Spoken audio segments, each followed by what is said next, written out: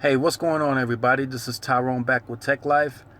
And in this article, Wells Fargo believes that Sprint can still make it as a standalone company without a merger with any company.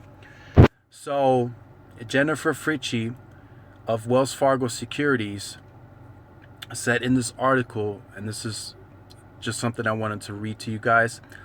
While the short interest of Sprint has declined, our sense is the street still believes Sprint has dramatically underspent on its network, which is true. They haven't spent the amount that the other carriers do.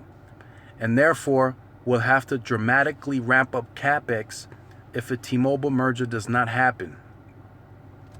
She said, "We do not agree. In our view, Sprint's spectrum position, as well as the simplicity of the spectrum portfolio, should give it unique advantage in terms of capital efficiency versus the other three carriers.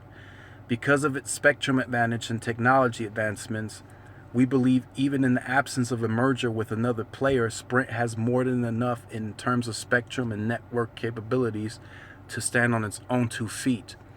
So in other words, this is what I get from it.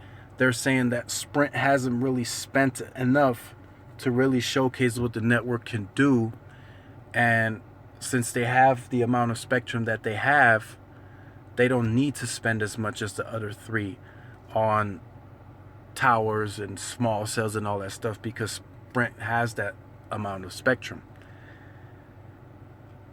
I mean, she's a professional. I've read her articles in the past, and she's usually, spot on with some of the stuff. But I'm going to have to disagree with her. I doubt Sprint will be able to spend enough to really get the network going.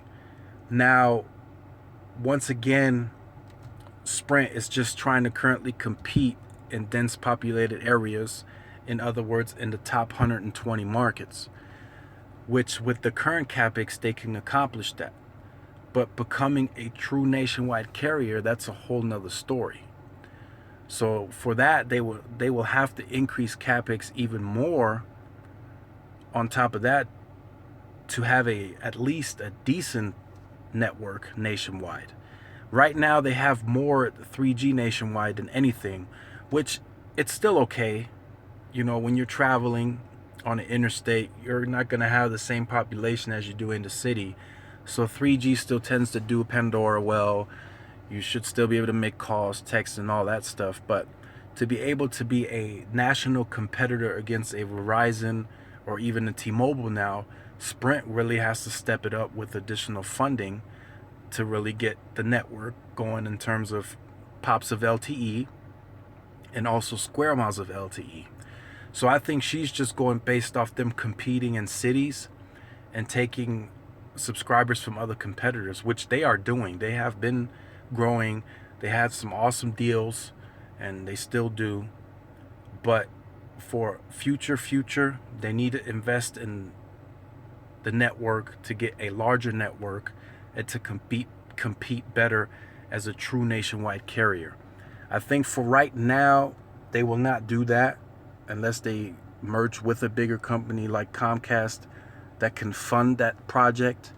But if Sprint is a standalone company, it will take some time until we can actually see a network expansion project happen.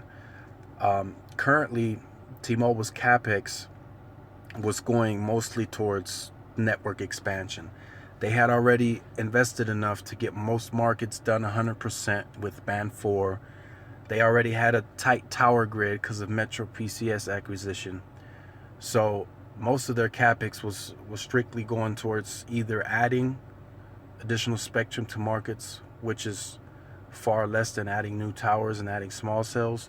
So most of it was going towards network expansion, heavy Band 12, adding network. So this is definitely a good article. I wanted to put it out there to you guys. I want to see what you guys think. Do you guys really think Sprint can make it on their own 2 feet? I know some of you guys are already going to disagree with this, but I just want to get a conversation started. I mean, she's a professional. I've read some of her articles in the past. She's usually pretty good. So in terms of spectrum and in terms of efficiency, yes, Sprint can do it.